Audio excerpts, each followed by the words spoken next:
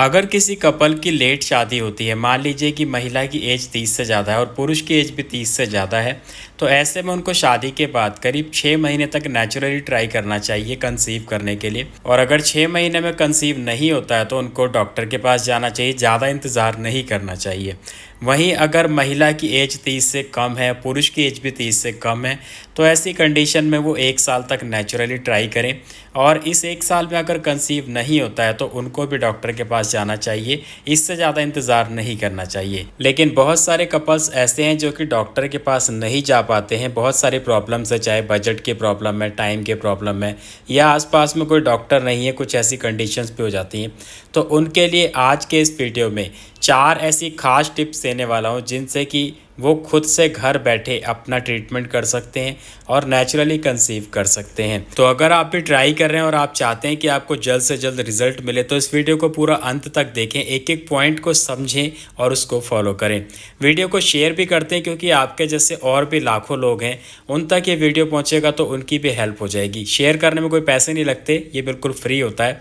और वीडियो पसंद आए तो इसको लाइक कर दें और मेरे चैनल को भी सब्सक्राइब कर लें क्योंकि हर रोज़ यहाँ पे नई नई वीडियोस आती रहती हैं आप लोगों के लिए। नमस्कार दोस्तों, स्वागत है आप सभी का हमारे यूट्यूब चैनल tanvi.com में। तो चलिए वीडियो शुरू करते हैं। नंबर 1 है चेकअप। देखिए, अगर हम चेकअप की बात करें तो हस्बैंड और वाइफ दोनों के ही चेकअप होते हैं, जो कि कुछ बेसिक चेकअप है। अगर मैं हस्बैंड की बात करूं तो उसमें सीमन एनालिसिस एक टेस्ट होता है जिसमें कि हस्बैंड को अपना सीमन देना होता है।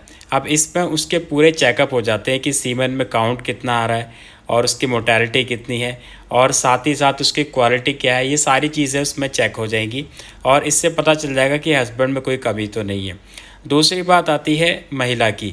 महिला के लिए 2-3 टेस्ट होते हैं, जैसे कि एक थायराइड होता है जिसमें कि कंप्लीट थायराइड प्रोफाइल आप टेस्ट करा लेंगे तो तीनों चीज़ें उसमें चेक हो जाएंगी। इसके बाद आता है AMH यानी कि एंटी मुलेरियन हार्मोन। अगर आपकी एज 30 साल से ऊपर है, पीरियड्स इरेगुलर हो रहे हैं और आप कंसीव नहीं कर पा रहे हैं तो आपको एक बार AMH का भी टेस्ट करा लेना चाहिए।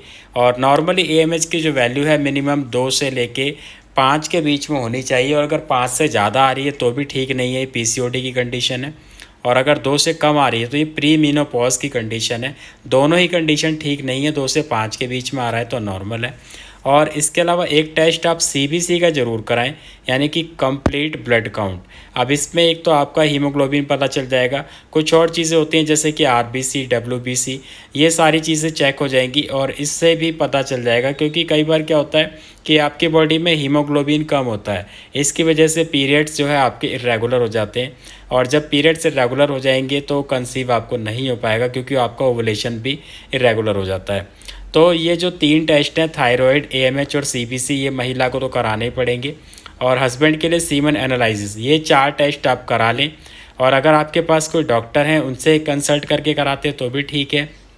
और अगर कंसल्टेशन नहीं कर पा रहे हैं, खुद से कराना चाहते हैं तो खुद से भी डायरेक्ट आप लैब पे जाके करा सकते हैं। यहाँ पे कुछ सावधानी आपको ज़रूर रखनी है जो कि बहुत ज़्यादा ज़रूरी है। अगर आप हस्बैंड के टेस्ट कराने जा रहे हैं तो हस्बैंड को कम से कम 2 दिन का परहेज होना चाहिए, रिलेशन नहीं बनाना है 2 दिन तक, उसके बाद जाके अपना सीमन सैंपल देना है। वहीं अगर मैं महिला की बात करूं तो महिला को जैसे कि AMH का टेस्ट कराना है तो AMH के टेस्ट के लिए आपको पीरियड का वेट करना है। पीरियड आते ही पीरियड के दूसरे दिन आपको अपना ब्लड सैंपल देना है क्योंकि इस दौरान आपका जो AMH है बिल्कुल एक्यूरेट आता है। थायराइड के लिए आप किसी भी दिन जाके करा सकते हैं, CBC भी आप किसी भी दिन करा सकते हैं, लेकिन AMH में थोड़ा खास ध्यान आपको रखना है कि पीरियड के सेकेंड डे, मान लीजिए 1 तारीख को पीरियड आया तो आपको 2 तारीख को अपना ब्लड सैंपल देना, तब आपका AMH बिल्कुल एक्यूरेट आएगा।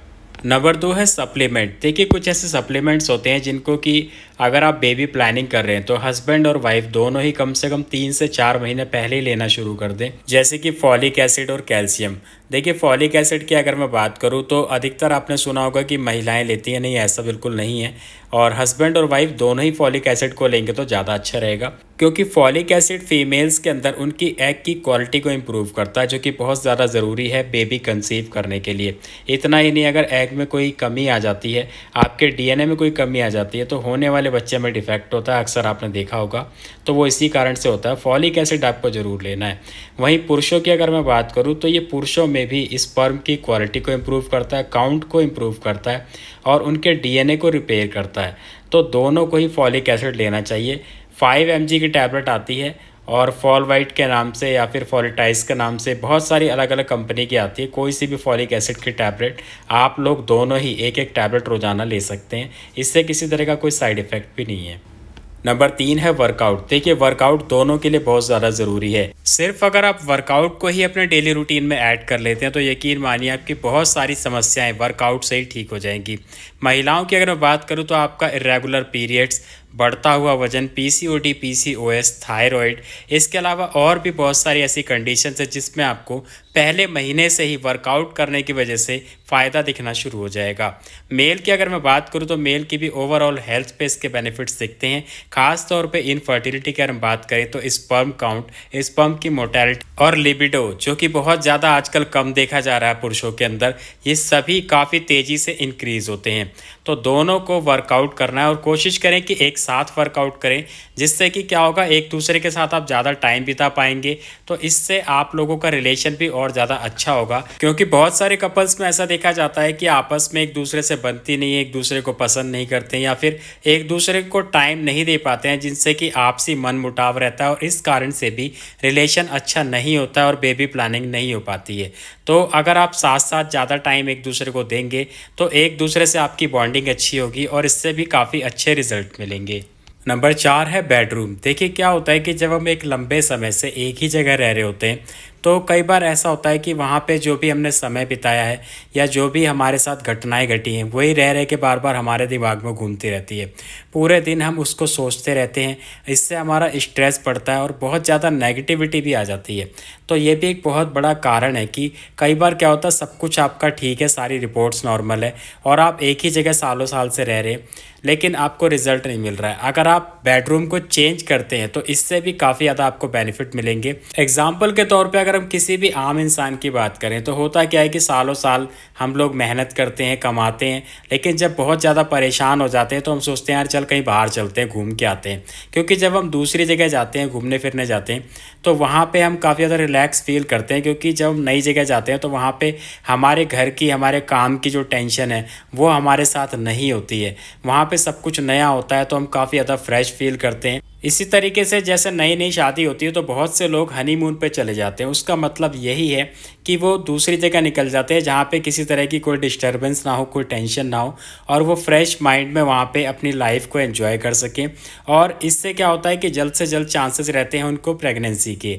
तो यही चीज़ मैं आप लोगों को सिंपल वे में समझाना चाहता हूँ कि एक ही बेडरूम में अगर आप सालों साल से रह रहे हैं तो चेंज करें उसको थोड़ा सा, और ये भी आपको काफ़ी ज़्यादा बेनिफिट देगा। अगर आप परमानेंटली नहीं कर पा रहे हैं तो ख़ास तौर पे जो आपका ओवुलेशन टाइम होता है, जैसे कि पीरियड के 10वें दिन से लेकर के पीरियड के 20वें दिन, ये जो 10 दिन होते हैं, इन 10 दिनों के लिए आप कोशिश करें कि कहीं और दूसरे रूम में शिफ्ट हो जाएं या फिर अगर सिटी से बाहर जा सकते हैं, दूसरे एरिया में जा सकते हैं तो और भी ज़्यादा बेनिफिशियल रहेगा। तो इस तरीके को भी आप ज़रूर एक बार ट्राई करें।